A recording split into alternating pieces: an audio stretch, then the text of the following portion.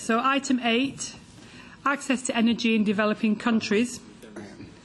Ensuring access to affordable energy, reliable energy and technology-appropriate energy, I think is one of the key goals of Sustainable Development Goal number 7. And the EU has been very involved with this. The previous commissioner, if I recall, Commissioner Piebalgs, made energy access one of his key priorities.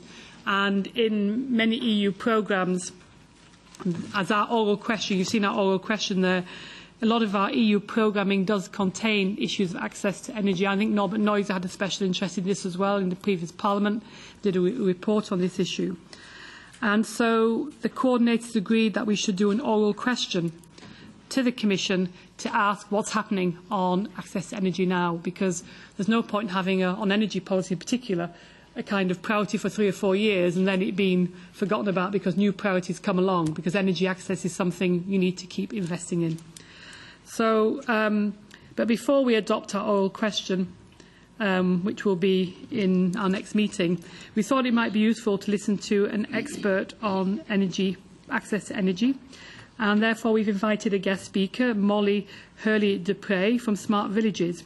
And Smart Villages, well, I'll let Molly explain what Smart Villages is. I met her a while ago. They do very much hands-on projects, trying to get technology-appropriate energy projects in developing countries.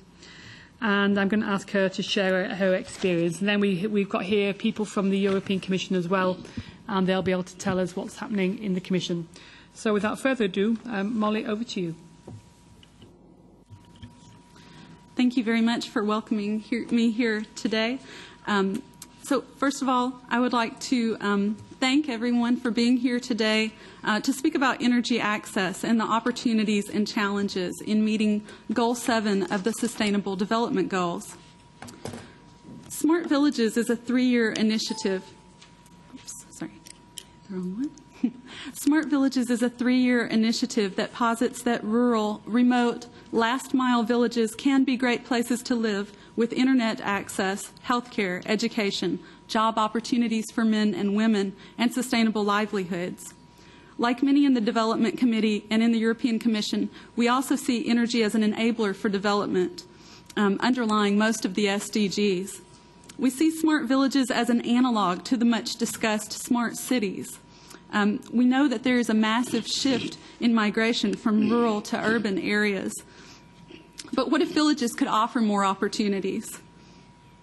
Starting with energy access, but expanding to an integrated, multi-sectoral approach, Smart Villages has held a series of 25 workshops with over 500 practitioners, including policymakers, entrepreneurs, NGOs, scientists, and researchers, not only to understand the challenges for developing smart villages, but to find what the solutions might be.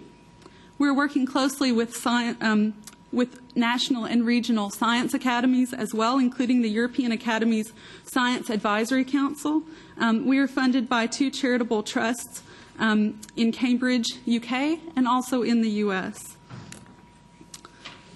It is excellent that we have SDG 7 and the other interconnected SDGs, but one of the core challenges of SDG 7 is that it doesn't quite specify the level of universal energy access. Will this be a minimalist approach, or will it be more ambitious? We believe it should be more ambitious. We also believe it should benefit those most at risk of being left behind, and those people will primarily need decentralized solutions because the grid won't reach them for many, many years, if at all. So what do I mean by ambitious? Let's start with an example. So I met Martin Kariuki in 2014 in Tanzania. Martin was born and raised in the Maasai Plains of northern Tanzania, and he studied for his degrees in Dublin and in the UK in the late 1980s. At that time, Maasai land rights were a critical issue, and he wanted to start a radio station to keep Maasai informed about the state of play and to try to protect their land. Of course, to do this, he needed energy. But beyond a radio station, he also noticed that young people and women were increasingly moving to cities and that there were just not enough jobs or opportunities. So he moved back to Tanzania, to a village called Terat, a remote village that at that time had no electricity or running water. He says that people thought he was crazy. But he saw an opportunity to stem the flow of Maasai to cities and also strengthen their community and provide jobs. He founded an organization and a social business called IOPA, and this is dedicated to pastoralists in Tanzania particularly. And thanks to initial funding from philanthropic organizations in the Netherlands, he was able to go from a 14-kilowatt generator to a decentralized mini-grid that powers the village using jatropha for biofuel, including a radio station and several social businesses that produce dairy products like cheese and yogurt, other small businesses like barbers and hairdressers, mobile phone charging, which we're all familiar with, and having access to the internet and better education. So as with other mini-grids, of course, it takes time to provide returns to the initial supporters and investors. That is a central challenge. But we see that this is an ambitious project with improved livelihoods at its heart, and that it's going in the right direction for investors. They've had a great deal of success with their cheese and have won numerous awards for best cheese production and best flavor. And these efforts have paid off for them. Terat has been strengthened. They've seen approximately half of the young people and women who were moving to cities either did not leave or returned. As part of their business plan, women play important leadership roles, and gender equality is a core part of the philosophy of Terat. What I would like to underline about Terat is that the energy is being used for so-called productive uses. These are things that help to improve the lives and the incomes of the people who are living there, and that's part of what makes a village sustainable. I would also like to underline the emphasis on young people and women in their approach. Terat is an example of a genuine alternative where people have the choice and freedom to stay in the village or to go to the city as they wish. I'd like now to turn our attention to what EU policymakers can do to encourage these types of developments.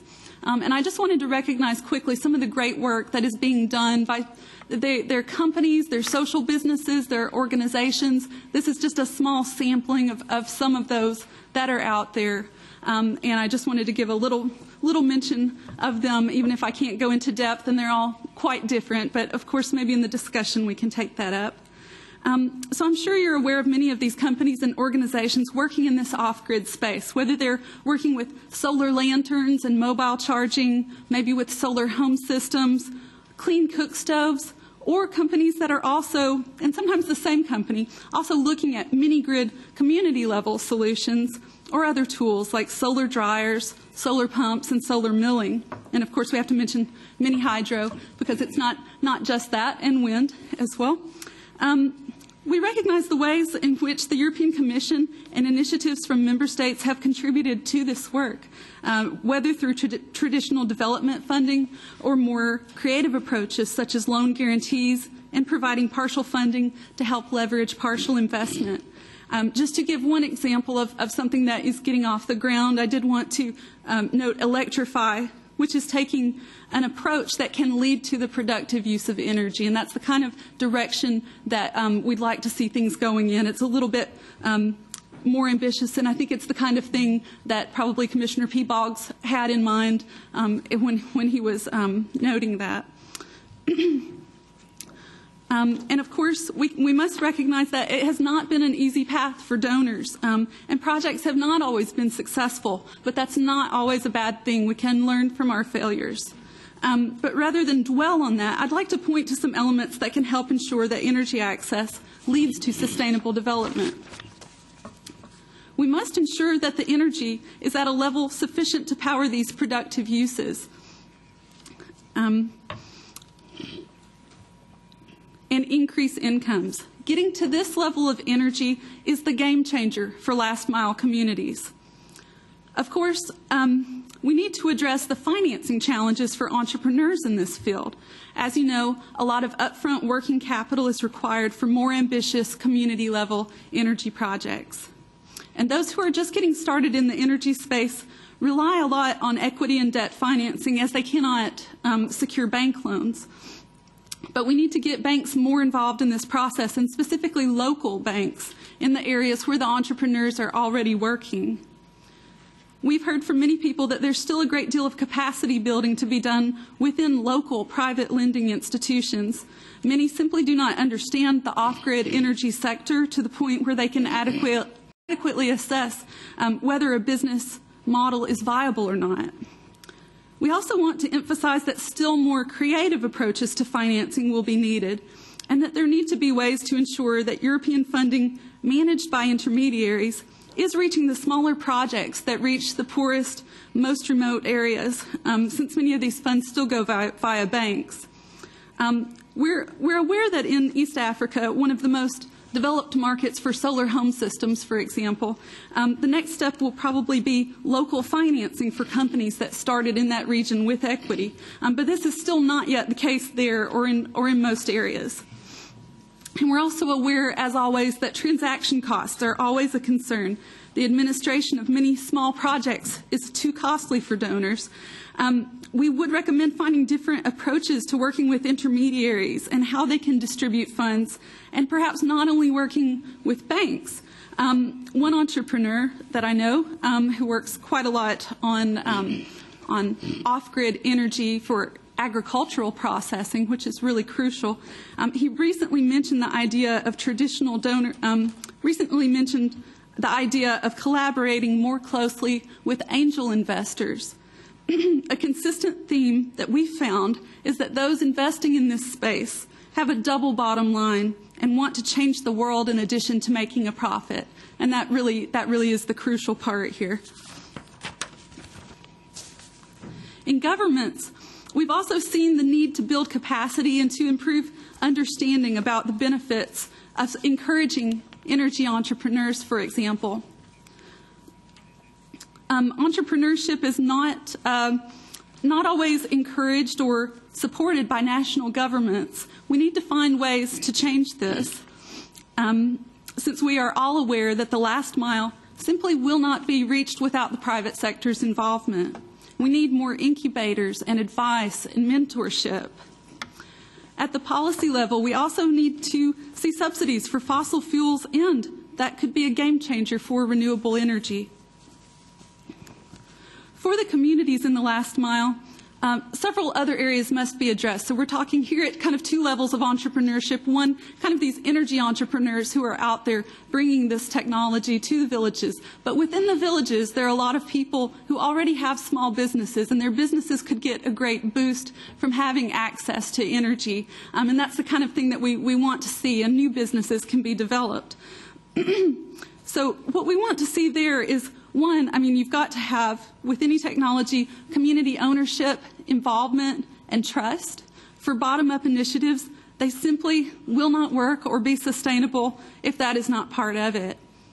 And on the financial side, for consumers, for the people living in villages who might have a solar home system, at times creditworthiness has been a challenge for some of the SMEs working in this space. How to assess what people can afford and what they can pay back. One thing that has really changed the game here, of course, has been pay-as-you-go for solar home systems. But this doesn't address every element. That works for some, but not all. And when we get to the question of, for example, communities wanting to purchase agricultural equipment in order to use that energy, in order to perhaps mill, their product or produce it in some other way that will preserve it, that's where we need to think about that. Also ensuring that the people who might become micro entrepreneurs, making sure that they're not only offered loans that have high interest rates, they need affordable loans that aren't going to put them so far in debt that they can't get out of it. In terms of technology, they need to have trust in the technology, of course. People have sometimes had negative experiences with poor quality products, or indeed even with potentially counterfeit products, or products that simply don't meet a certain standard. So we do need standards. That's another point that is very important for the policymakers and regulators within the countries. And indeed, as well, they have sometimes been left without technical support. That's another element that's really crucial. But people also need to be trained to maintain the technology themselves. That's part of the ownership. And we've seen organizations address this. So, for example, with how-to infographics, technical support phone numbers, etc. And beyond that, there's something very basic that people need if they have any type of technology, and I think we all know that, is spare parts. They need spare parts and they need easy access to them, so when something breaks, they can fix it themselves. These have often been reasons why some projects have failed, and there are simple fixes for this. And lastly, village-level entrepreneurs also need capacity building in terms of their own business plans. People in rural villages need guidance and advice on how to build their businesses, find the best sources of revenue, and access markets. So, in conclusion, the most important points are working with entrepreneurs, addressing financing so that villages can achieve higher levels of power and higher levels of income. Capacity building is essential for everyone involved. And most importantly, all of these energy initiatives need to be integrated with initiatives on services such as health, education, and clean water, and on productive enterprises, as I've mentioned, in order to realize synergies, ensure sustainability, and maximize development benefits. This is the path to achieving sustainable development. Again, I would like to thank you for the opportunity to speak here today, and I look forward to our discussion. And if you're interested in the concept of smart villages, I have left a few books with the Secretariat that you're welcome to look at. And if you're interested, I'm happy to send you your own. Thank you very much. Thank you very much for those live examples of what's happening with these different projects. They've given out the brochures to colleagues here, so you should have been given by the WCA, who've given you some background information about the particular project. So I've got firstly Norbert Neuser, and then, Paul Rübig, first, and then Norbert Neuser. Paul. Ja, zuerst möchte ich mich. Well, first of all, I'd like to thank you most warmly. I do think this presentation on smart villages has really hit the nail on the head as to where we're moving. And I think that the proposals, I think, are of great value to us all. If you look at the focal points, which have been well selected, of course, without energy, the point is that you find it very difficult to have any sort of development. And then, of course, for communication, you need energy also for any sort of sanitary or sewage. And then we know, of course, that it's a matter of many different aspects that have been taken into account in the provision of energy to have development. And then, of course, you need to have payable, sustainable and reliable sources of energy, especially in the small villages and in the provinces. And then if it's difficult to finance this sort of grid supply, then you have to have the right sort of national infrastructure and a decentralization thrust in the structures. You might need to have wind farms or small hydroelectric power stations. And then, of course, new financing means in order to provide that sort of impetus to investment. And then, of course, the servicing such installations has to be regulated, because simply by investing, of course, often we see that you have the installations coming to a standstill. You need to have some sort of regulatory body, therefore, to make sure that you have maintenance of such installations. And then for the small family enterprises and further training, as you've shown us in your charts here, that you can in fact develop such small family enterprises, and this is something which can be facilitated. And I do think that a lot of small enterprises might, in terms of the tenders, even be participating.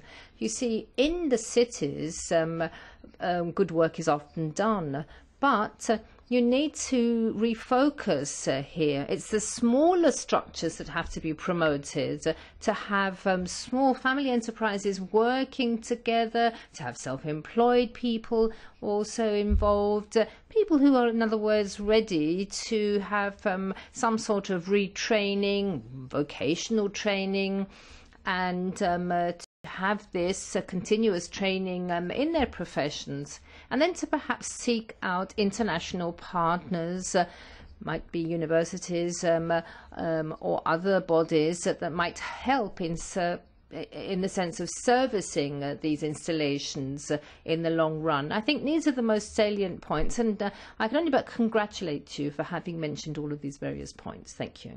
Thank you. Norbert Neuser. Ja, vielen Yes, thank you once again for this presentation. I do think that we have felt your enthusiasm behind your presentation, and of course it's very important in terms of promoting development.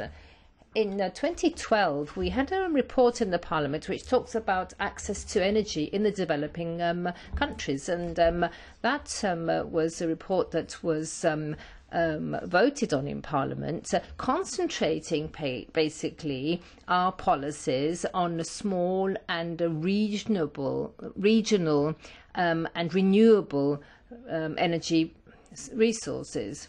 Now, large companies concentrate on large cities, as it's been said, but I think much more could be done for the different regions where areas do not have any sort of access to energy, and to improve things on this.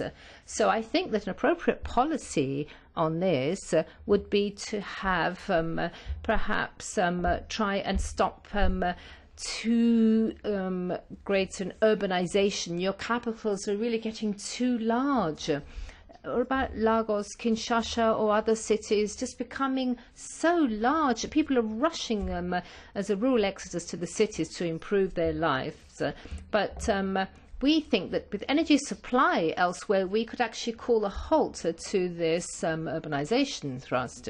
It's also important that energy is sustainable, as one has said, because it's important in the developing countries. What about solar energy? What about aeolic or wind energy? What about biogas energy? Because sometimes that seems to be more suitable vis-à-vis what we have in European countries. So we could perhaps reinforce those forms. As concerns the MDGs, well, access to energy wasn't on the agenda there. But now, with the SDGs, it now does talk about access to energy. It's become an important issue. So we do think that perhaps under another agenda point, we might pick this up, where we're talking about data information so that SDGs can be evaluated better. And I'm absolutely convinced that if we do have good energy supply in the rural areas, you're going to achieve much more. Schools, health centres, they just can't function without energy sources after 6 o'clock in Africa, and many small enterprises and I'm saying 6 o'clock in the afternoon because that's when it becomes dark. Many enterprises actually continue their particular operations after that time. And for women, it's often very important for reasons of security and safety to have light available. There are lots of arguments, therefore, and we do have a good framework. Ban Ki-moon, in fact, Energy for All sets that framework to 2020 for that purpose, and it's up to us now, I think, to, together with the Commission, to work together and see what sort of strategy we will be able to achieve. In fact, Commissioner MEPs, in fact, started on that route some years back. So as a committee, I think that that we should look at the development, try to document what sort of progress has been made through various initiatives taken by the European Union. And perhaps one final example on this that I personally experienced in 2 small villages in Kenya, and about 1,000 inhabitants each, and there was a water turbine for access to energy, which the NGOs had established 7 or 8 years back. And in the one village, what had happened was that they were so happy to have that energy source, and they asked whether they could actually have money for a second turbine. In the other village with the same water turbine, the people there said, what we want is to have some sort of payable contribution for energy use. So the village was able to collect its own resources and funds to buy the second water turbine. So that shows you how you need to have the raising of consciousness and to convince people as to how important energy is. So I think that we should stick to our guns here in the committee and try to perhaps have a greater commitment of the EU on this. Thank you. Thanks, Norbert. I've got Eleni Theocharos. Eleni.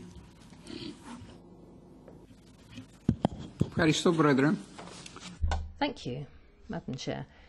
Well, for us Europeans, I would say to Mr. Neuser, there is nothing that is more impressive by way of an experience for one to actually see the sky in an African area without any sort of lighting, without any sort of illumination, because you could see all the different stars and constellations up in the sky at night. Anyway, that's not reality for the locals in Africa. But I must congratulate our speaker for your very revolutionary idea which has been introduced here, and also for another idea which is the energy kiosks which are established in the centre of small villages who don't have electrification.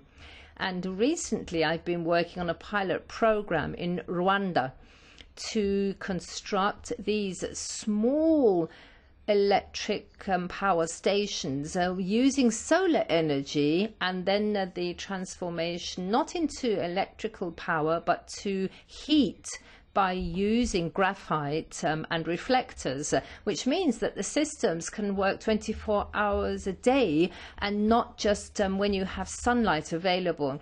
Now, these projects are actually financed by the Commission to the tune of 10 million euros, and the intention is to have such 10 such pilot projects actually established through the African continent. So I do think it's a very important step in order for one to be able to face all of the different problems that hinder us from actually achieving the SDG number 7. Now, what I think is important in terms of the provision and the supply of energy to the remote areas is that the hydroelectric power of Africa hasn't actually been harnessed. Think of what one might achieve in Africa if you could tap into hydroelectric energy. Only 5% being used as concerns the potential that they have vis-à-vis other energy sources. So you see, it's very important for one to help the agricultural remote areas of Africa and provide electricity to have the turbines working. For example, they need to be able to irrigate their fields, and also for education, use of internet, for communication, for the small rural hospitals. You just cannot have them running on generators alone.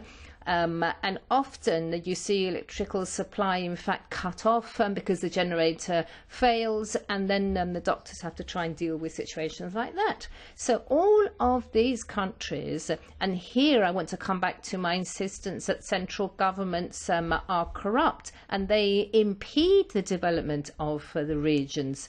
So for example, an orphanage or a school is not allowed to function because it doesn't have basic elemental needs such as electricity and water. But it doesn't take the trouble to supply the school or the orphanage with electricity. So it's up to us to start back to basics, that these mechanisms should function, that you've quite rightly described, in order for us to want to combat hunger, underdevelopment, and to provide clean water, good sanitary conditions, education, and also nursing care. Thank you. Thank you. And the last speaker is Maria Heubuch. Herzlichen Dank, Linda.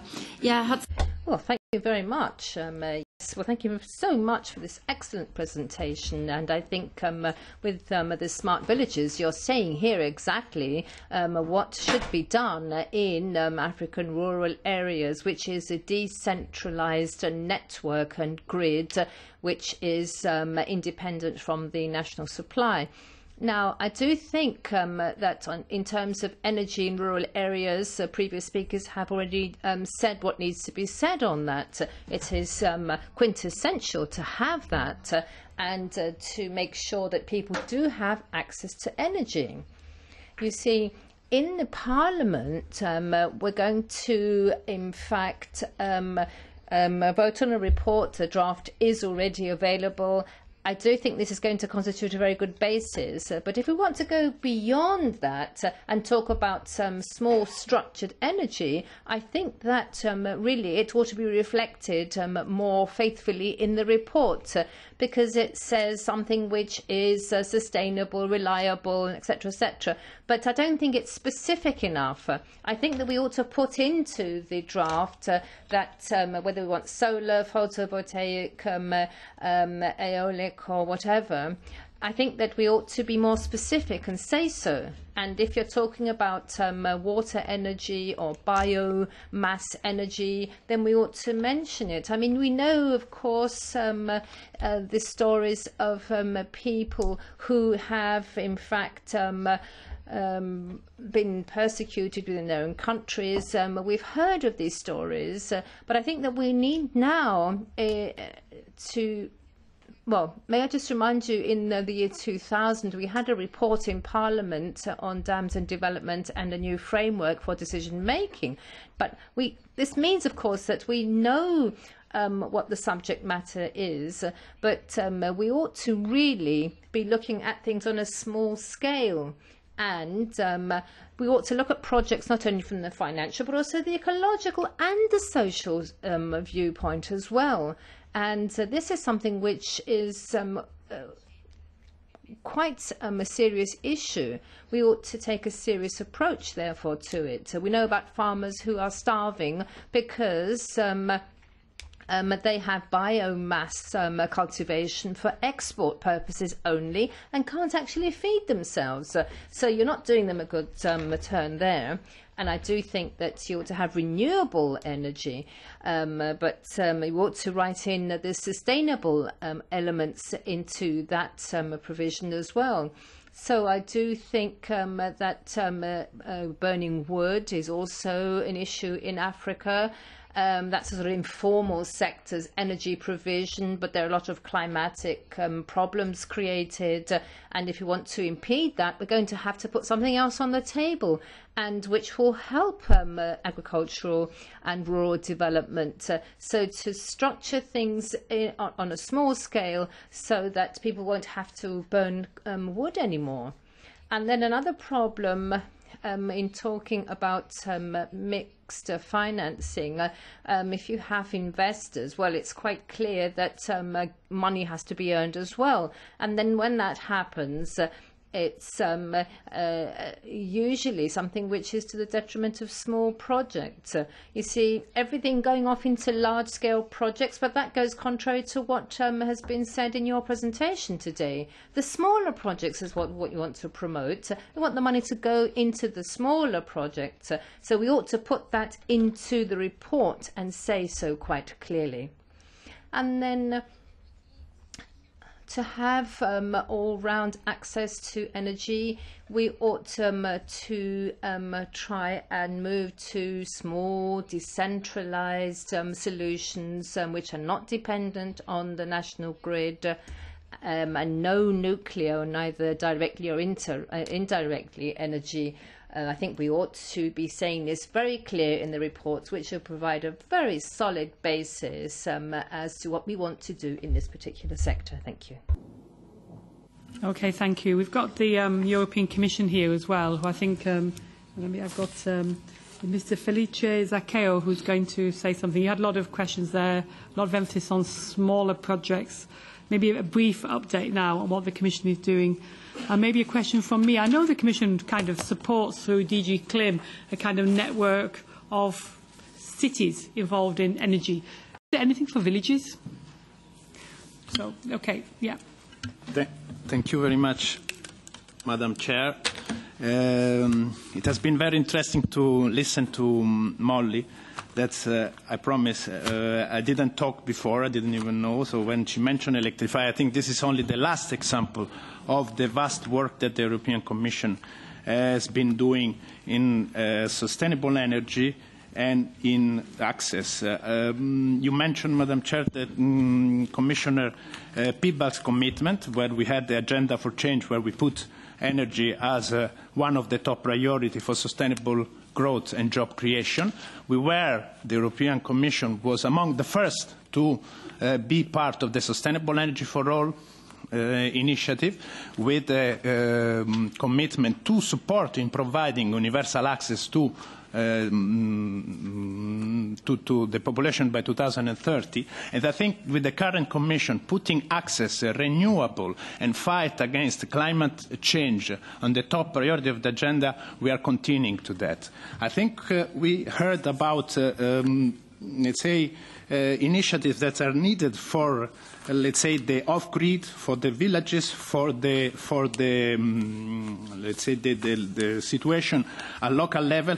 But I think we also heard about the importance of having political ownership by the partner countries to create a conducive environment for investment, and then to create the mechanism for investment, large or small.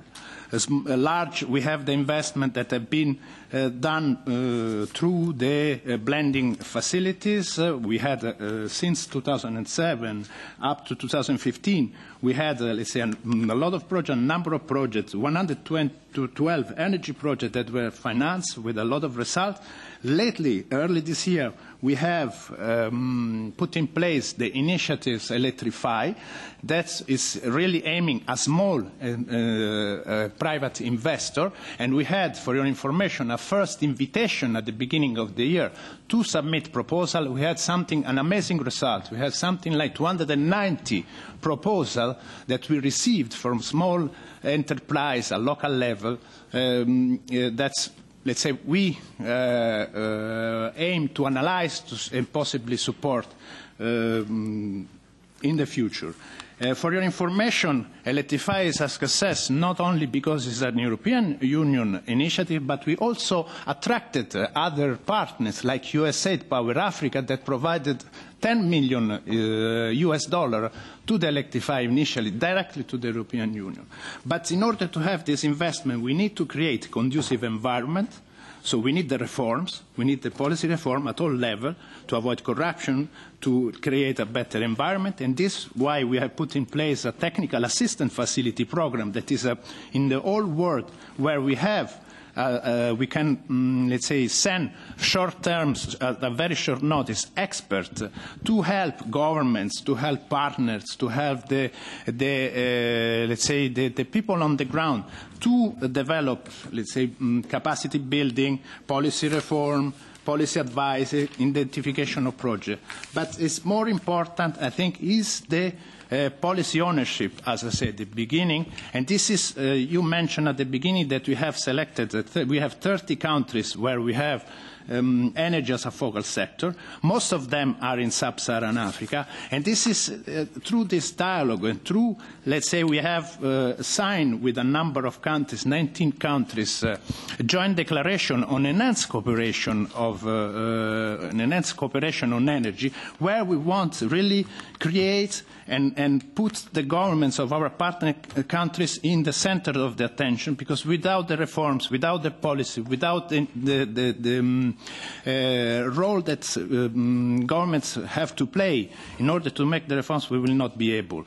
Last but not least, we also value the role of the civil societies, and just to recall that we had a number of call for proposal for civil society projects in rural electrification, also some of them targeted to, let's say, the least developed countries, and also the gender. The gender was mentioned.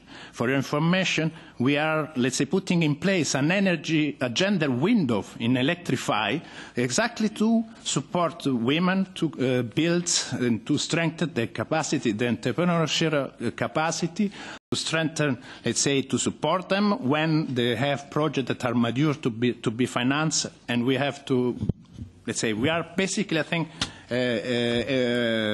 covering, we have a comprehensive response, taking into account the challenges and the big achievement that have been done after COP21, at COP21 with the, let's say, big commitment for climate change purposes. Thank you.